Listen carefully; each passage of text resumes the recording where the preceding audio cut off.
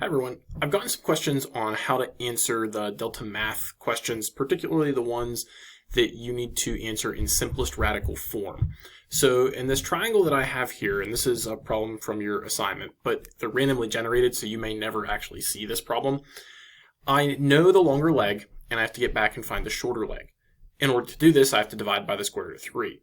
So my answer becomes the square root of 21 over 3, and if you need help on how to do that, just reach out to me. If you want to type this, though, you're going to have to use the square root button here at the bottom of the screen.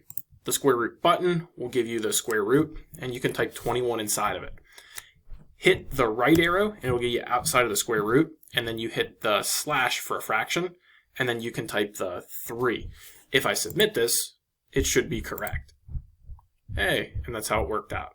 It goes through the steps to these if you miss them, and it's nice that you can actually see the steps and how they're actually being submitted.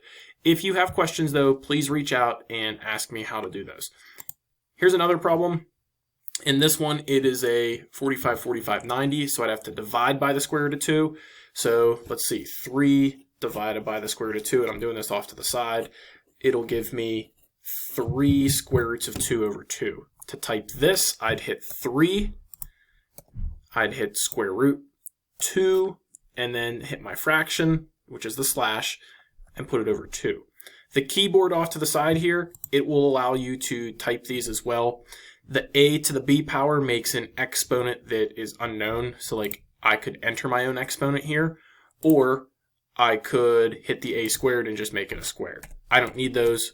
So this is what I'm actually going to type. So just so you guys are aware, these are where all those things are found. Submit my answer. Hey, got that one right too. And you can see how those problems are done.